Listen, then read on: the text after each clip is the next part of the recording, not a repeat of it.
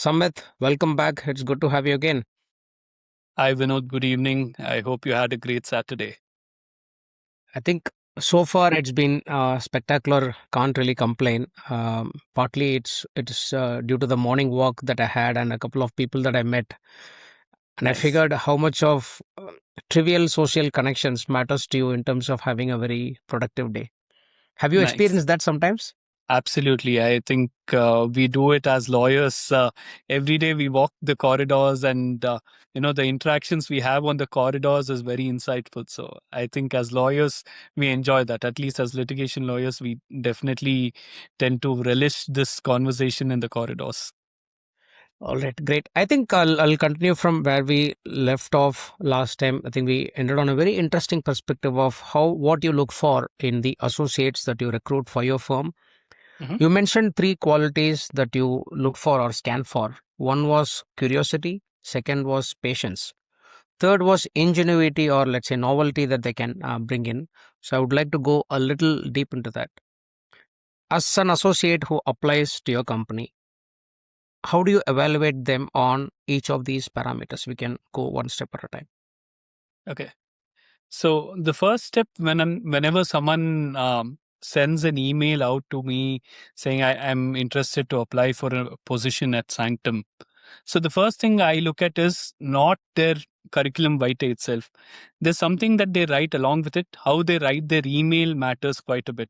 I've always told my younger colleagues that it is their email which caught my attention over their CVs. So the first thing is I want to understand from them what is it that they are wanting to do, what is it that they are looking to do at Sanctum, and why is it that they want to apply for Sanctum.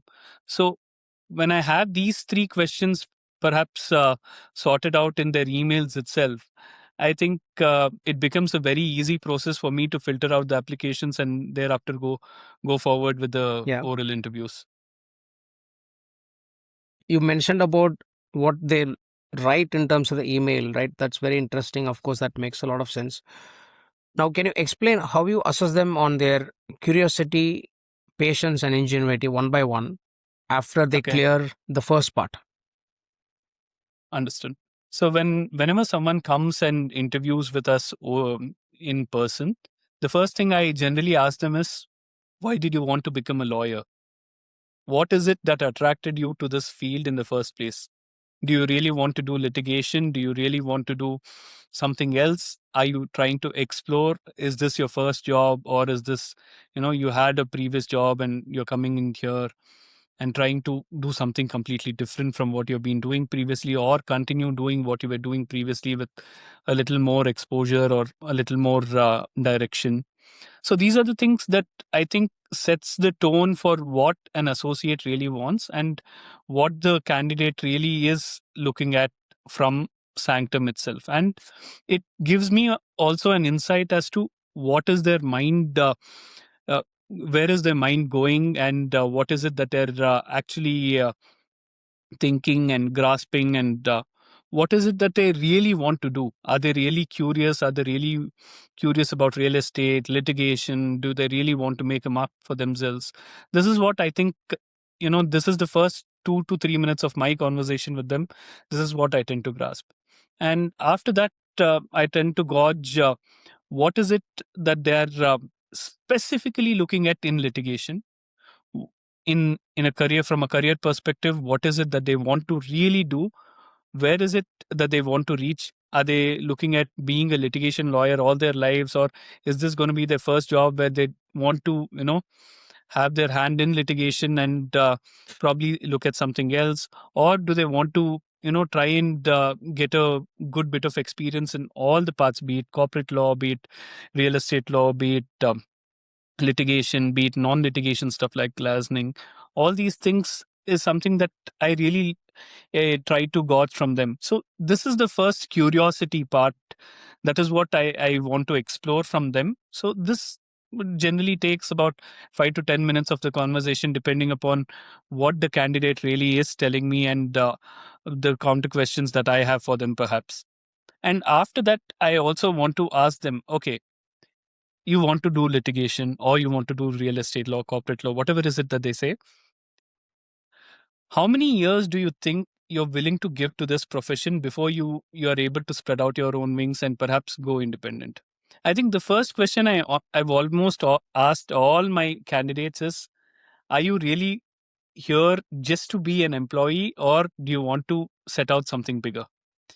See, there are people who have said, see, we want to be here, we want to become partners at the firm and grow here itself. And there are people who have said, no, this is a good starting step for my career, and I want to grow independent and have my own independent practice.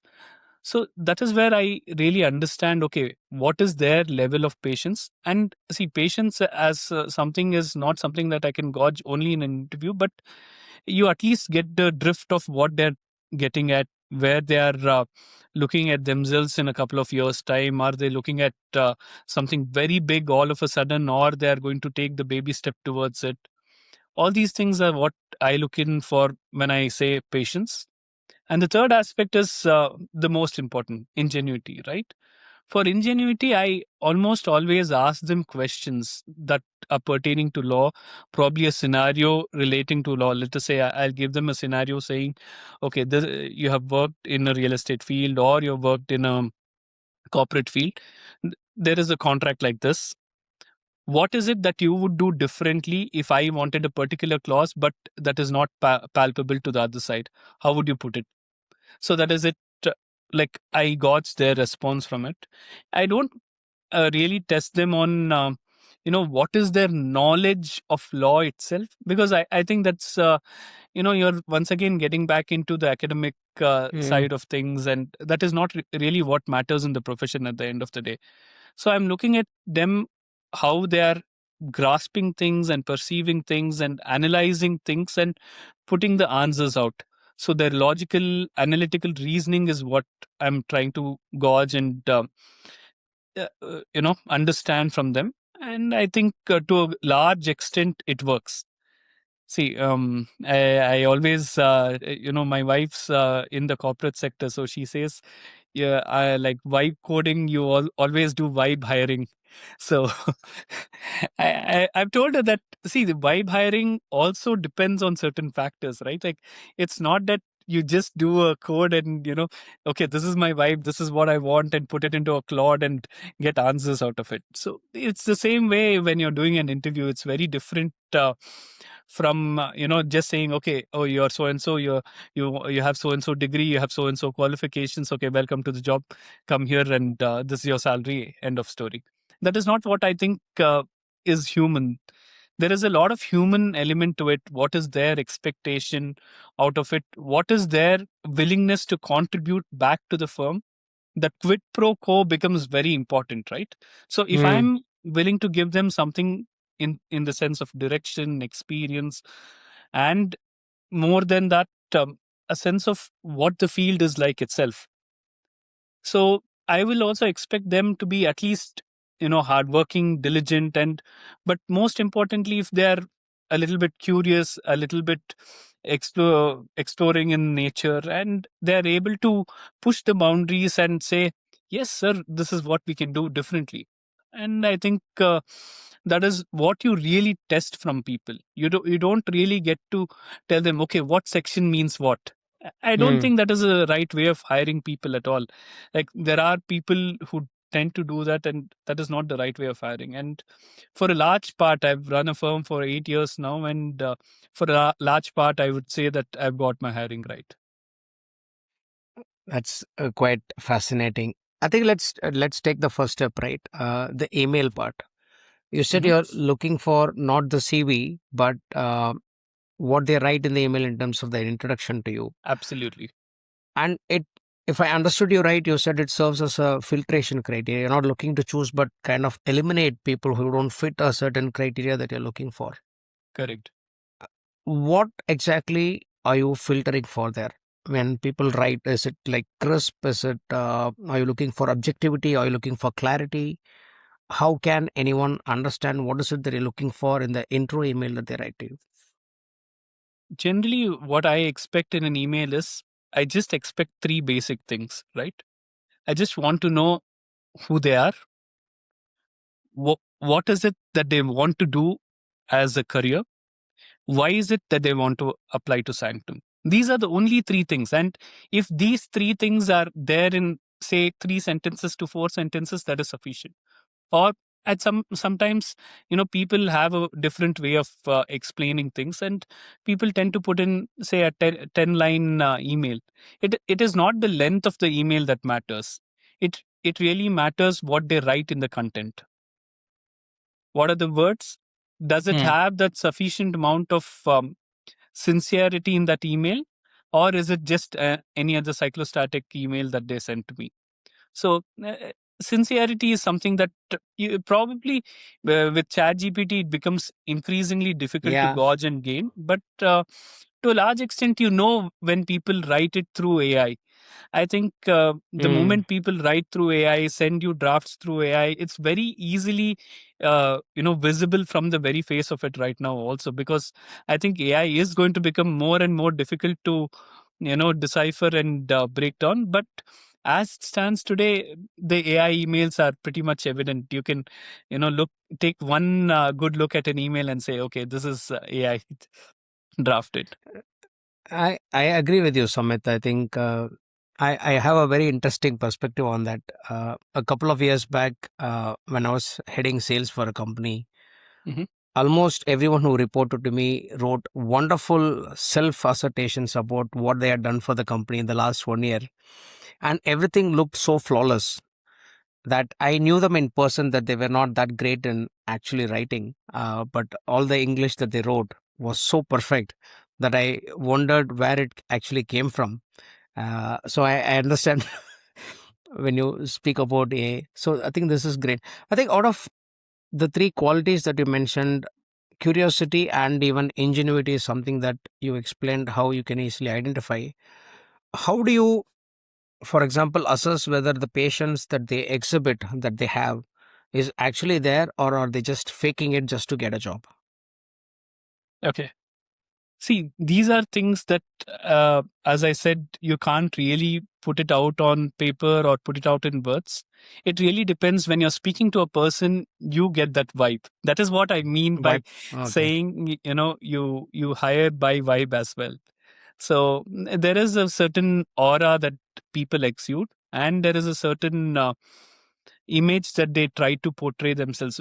See, some are reserved, some are very vocal, some are artificial, some are sincere. So there are so many ways how people express themselves. But what you're trying to essentially look at is, do they have those right keywords, what you're looking for? And the right keywords doesn't mean it's a set of like a search engine optimization keyword, like how we put on Google. But I just meant that right keywords in the sense of right intent, right? So when they express certain things to me, okay, someone comes and says, "Sir, this is my first job. I'm really looking to explore. I have no background in law. My family does not." Have any lawyers so far, and I'm the first lawyer in the family. I chose law because I did XYZ things and I felt this is where I could contribute. You know for a fact that the person has some amount of interest in law somewhere. And that is how you build on the questions as well. The next question, obviously, for me would be that, okay, you're coming here to explore. How much time are you willing to give yourself this exploratory time? Given the fact that in litigation the salaries are not very high like how it is probably in IT or a management job, and the litigation salaries are the bare minimum, right? So I tell them that these are the salaries that you can expect probably. And how many years are you willing to give it into the profession to actually say that, okay, I know what I want to do? So the answer that they give there matters a lot, because that is when you go on to the next question, or you say, okay, I've had enough of this person. So, and that is I how get you it. know, a person is patient or whether a person is restless. Yeah. And so many times it so happens after you hire people, people are like restless, they're very enthusiastic to prove themselves, right? In that enthusiasm, they should not lose that spark, lose the flame that they have in themselves. I always keep telling that you shouldn't burn out in the initial days. You need to take it slow and then hit that sweet spot where you have that adequate work-life balance. And that is what I have preached and to a large extent practiced at Sanctum as Practiced. well. I, I I think that makes a lot of sense because you yourself have created a startup or a company on your own, and of course the early days might not have been easy, and you would have practiced a lot of patience to wait for the first big break to come from. So that's what I'm going to ask a little more in the next few parts. So when you decided to start off your own practice after the first couple of jobs, when you actually decided that I will do it, did you actually imagine kind of building the kind of practice that you built today in terms of vision and success? No, I think I had a very short term vision back then that I need to start independent. And I did not even know whether I'll succeed, right? Like there are a lot of hiccups. Of course, I'm a second generation lawyer. So I had a little bit of idea as to what I was getting into. But at the same time, it presented a lot of uncertainty. To be very honest, I probably must have said in the last episode that I searched close to about 40 to 50 different office spaces before I could even zero in on an office space. So it took quite a while. It's so much uncertainty. Okay, this place is too small. I may not be able to keep my files. Then I go to a place I felt, okay, this is too big. Probably I may not be able to afford the rent. Then I went to a place where I thought, okay, this is neither small nor big. It's ideal. But then there were other factors which said, okay, probably this place is not near to the court, or this place is not near to your house. This place, although is near to the court, has a lot of logistical issues. So many other things, factors that came into mind. And the searching part was probably one of the hardest things that I did initially. So I put in my papers in January, and I was expected to be out by March 31st. And so I started searching only because when I was at a law firm, the work was hectic and it was very difficult to go in searching. And so I started searching the moment I left the law firm. I started searching for offices, and it took me a good 1 month to actually find out the right space. Almost every single day I have searched for an office space, and it really, really took a toll on me. And I had almost given up. I said, is this how difficult is it going to be? And it also, to a large extent, probably spurred my father to say, oh, why I have an office setup, why don't you come sit here? But I always wanted to be independent, and like I said, he's always motivated me to be independent. So probably he had that small splinter of hope, saying, okay, probably I'll go back to his office. But thanks to him, and he was also in two minds. He at on one stage he was spurring me to join him, and on the other stage he was just pushing me, okay, you start your own independent practice, you'll know what are the hardships.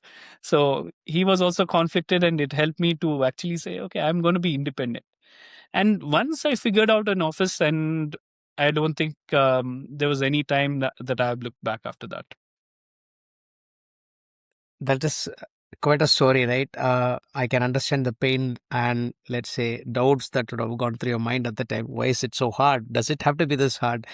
Correct. Did at any point in time did it occur to you that you could actually take the safety net of your father, or did you think that you have to stand on your own legs at all the time?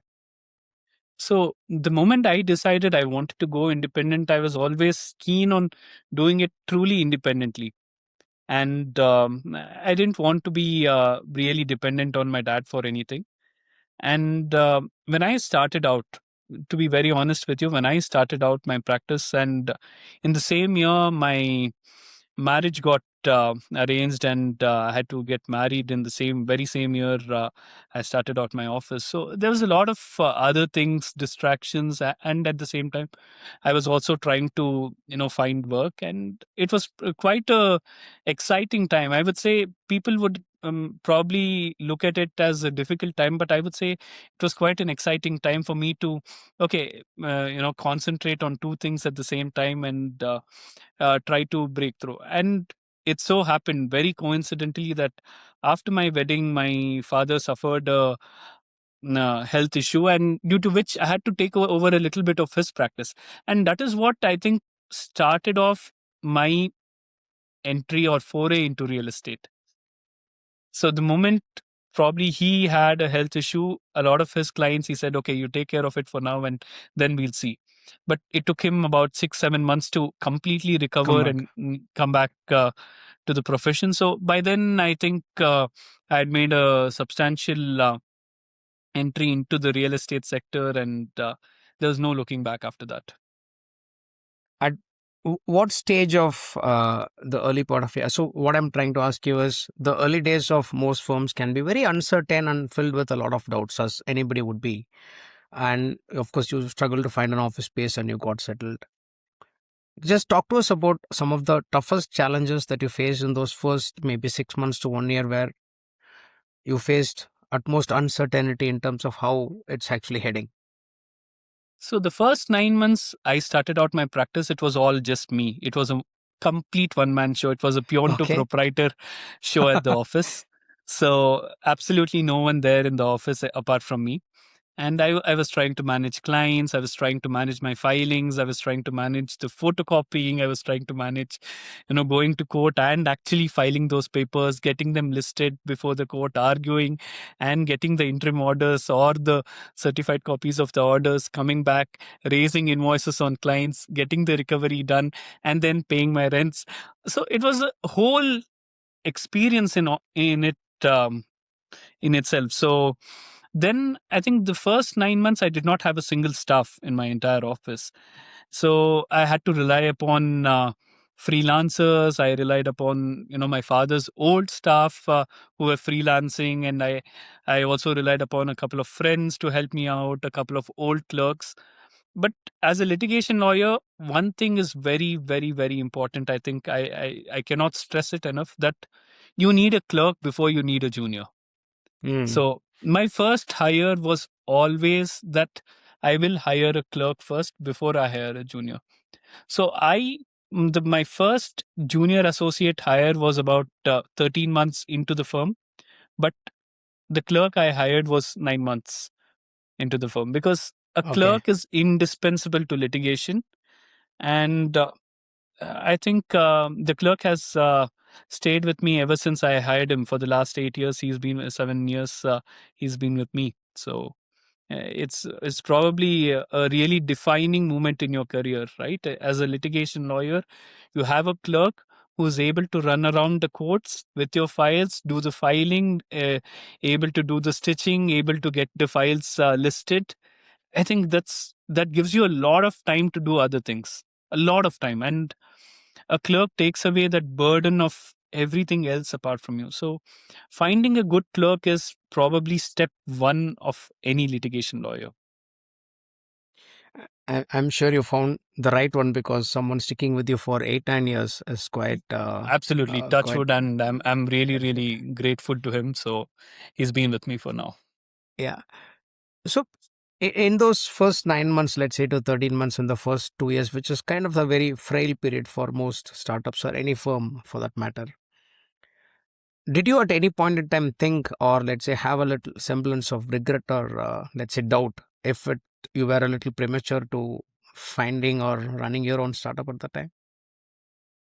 No, not at all. Like I said, there was no looking back after I got my office space. So I'd gone into the water too deep. So it was just that you either learn to swim or you'll drown somewhere. So I knew for a fact that I had to swim, and that is what I learned.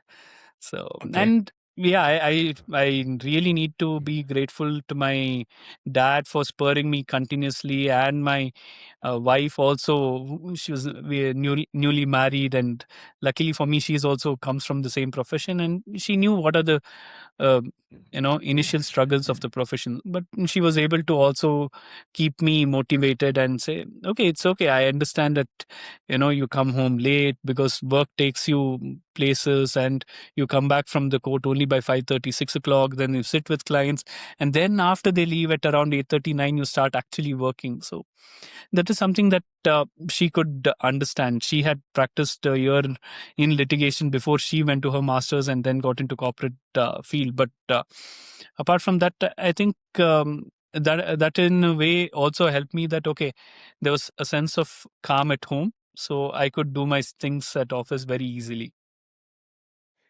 I think the family support that you've got has played a major role in your success that you're enjoying today. So that's a great news.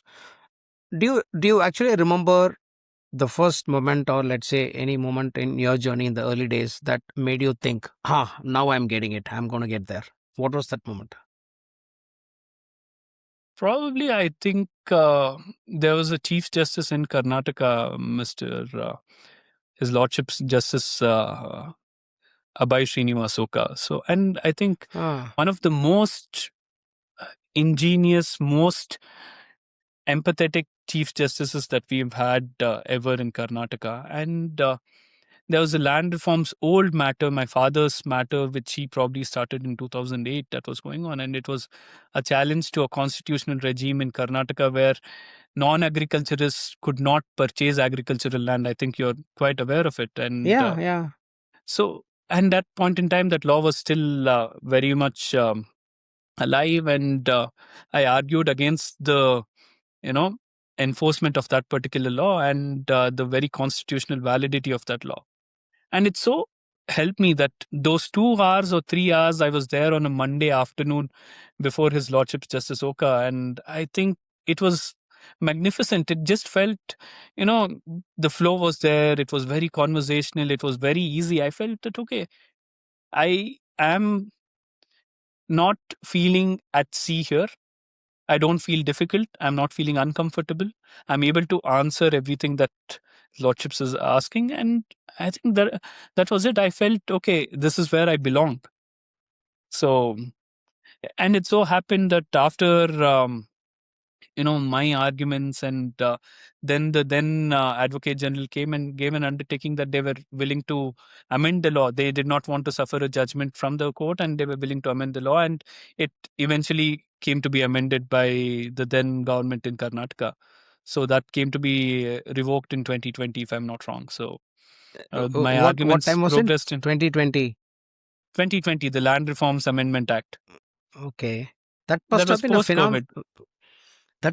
phenomenal success and confidence boosting Yes, measure for and I you. think it happened after COVID. So the arguments happened prior to COVID, probably November or December 2019 is when these arguments happened. And that was a good 1.5 years into me starting my own firm. And thereafter, I think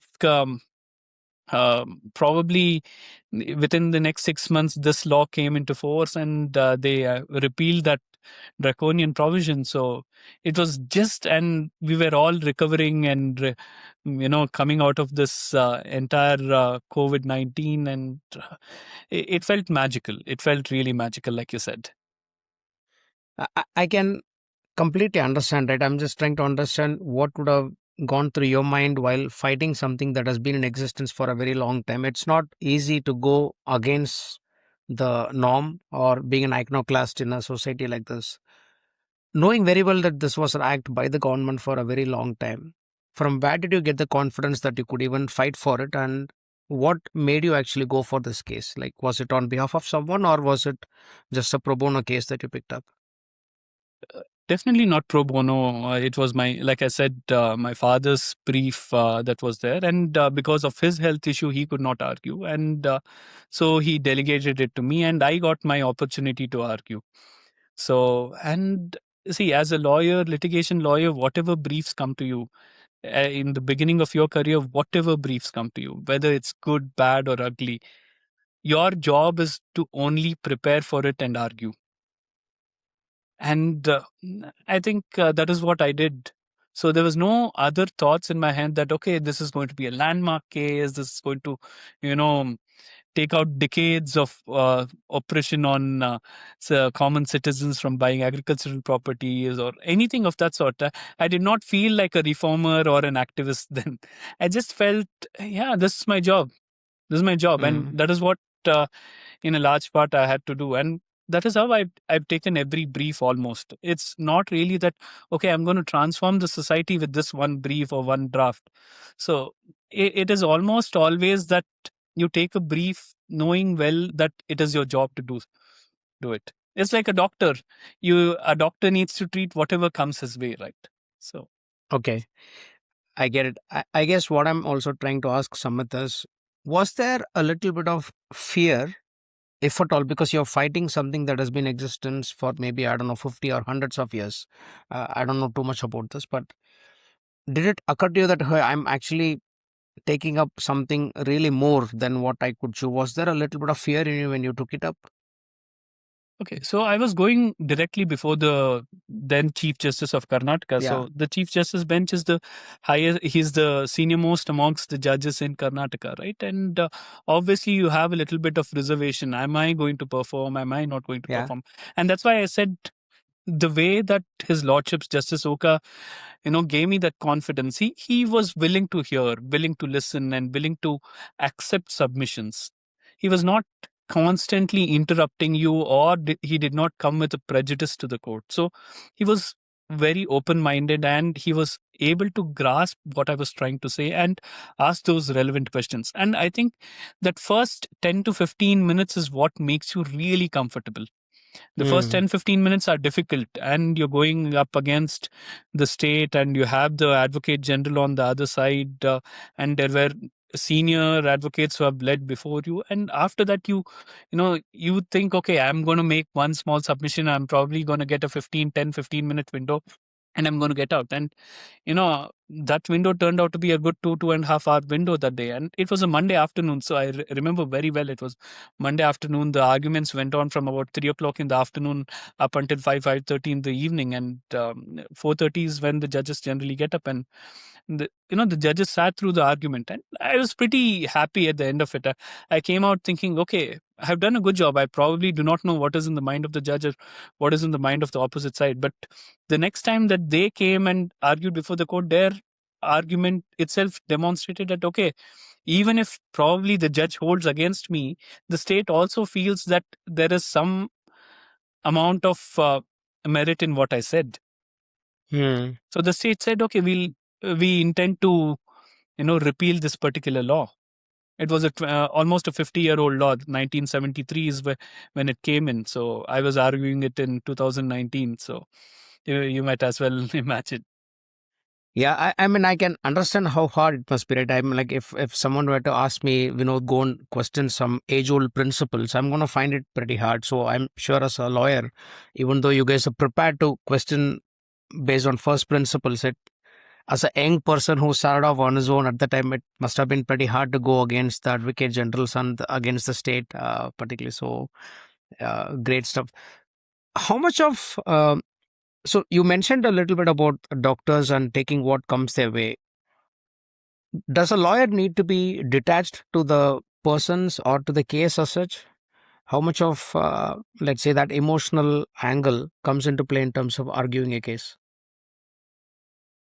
To a large extent, one senior advocate once told me that the moment you attach yourself to a case, you become personally invested into it.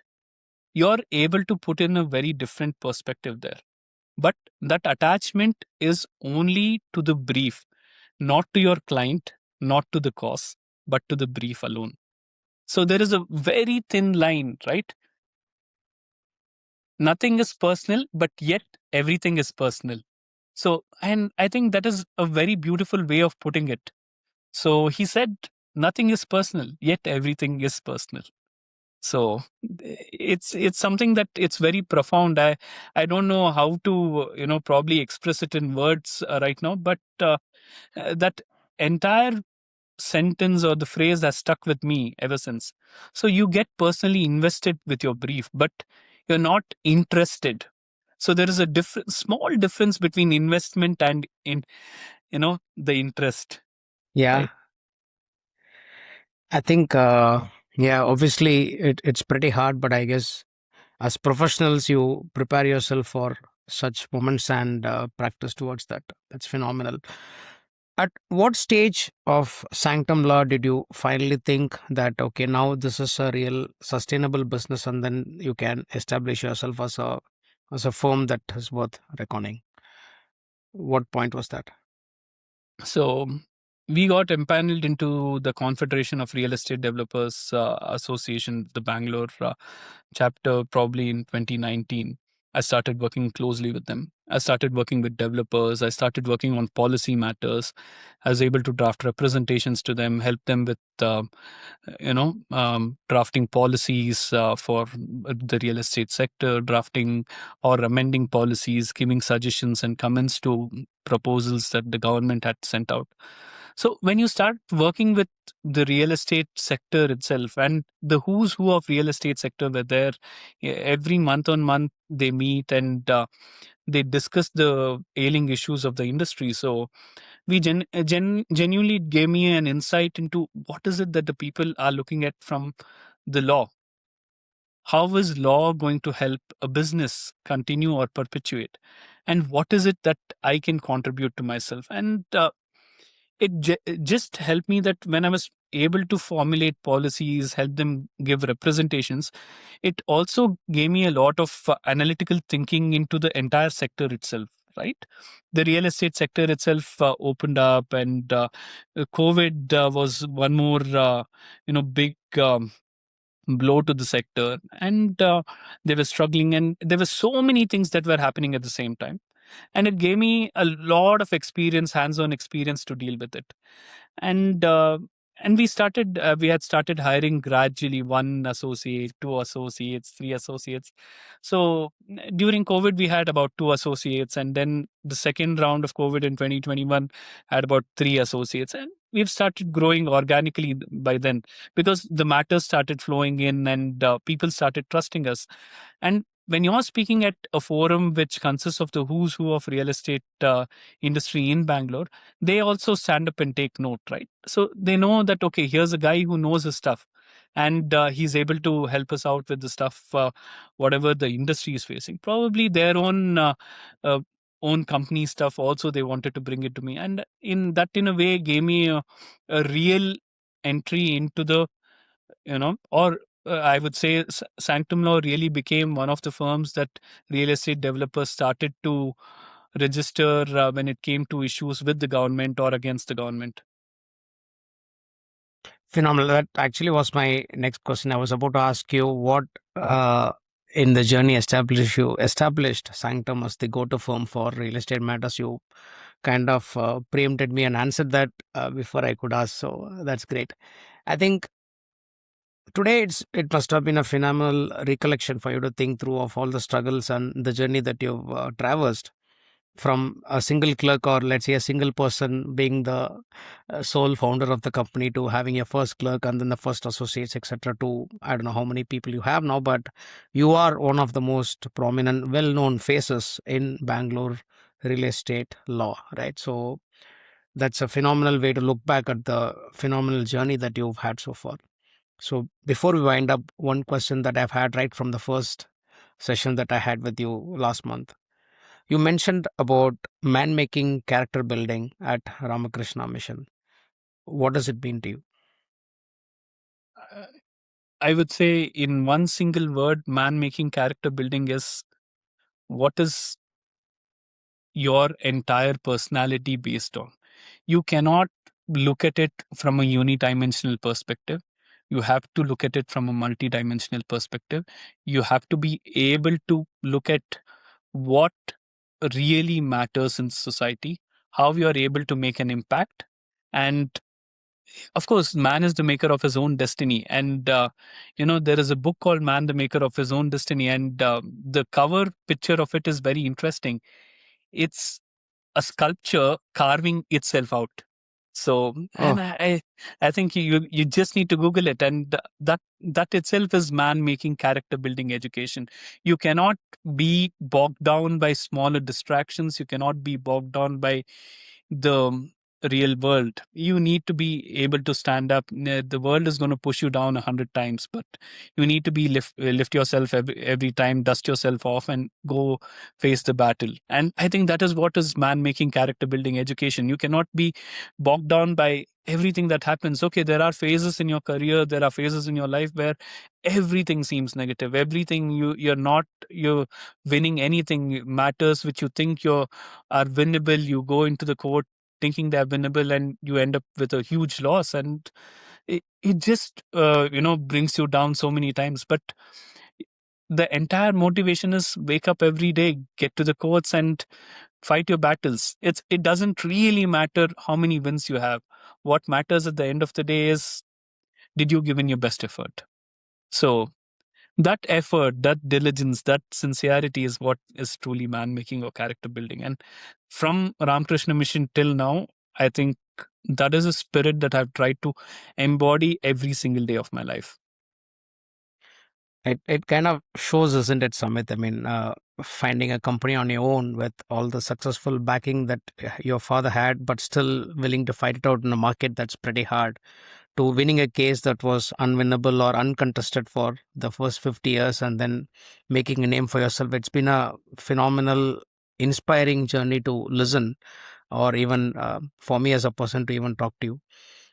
On this note about man making, character building, and the battles that you spoke about, I think was it Mike Tyson who said something very similar. It's not about how many times you fall down, but how you get up after getting knocked is what defines Correct, you as a correct. man. I think there's also, probably a dialogue from the famous Batman movies also. No matter how many times you fall down, what matters is whether you get up or not. Oh So yeah, yeah, I think something very Alfred similar. says that to Bruce, and I think that is there everywhere in every philosophy across the world. I think you hear different iterations of it, but this is what I started it with Ramakrishna Mission, but perhaps someone else probably started with somewhere else. I think it's great, Samit. I'm particularly impressed with all that, fundamental things that have been, let's say, impressioned in you as a DNA to have carried the life and your career this far. And I think I would also like to wish you the best in terms of scaling newer heights, and for you and your firm, and to grow stronger and stronger and change the face of real estate in our country and beyond. Hopefully, my fingers are crossed, really. And thank you so much for having me. And I think it's a phenomenal time that I've had with you, talking about my experiences. And I hope that someday I look back at these videos myself and say, "Oh wow, this is what I spoke." And great. We will look forward to that. Thank you so much. You have a great Thank you. weekend. I'll be Thank in you. touch. Thank you. Yes. Cheers. Cheers.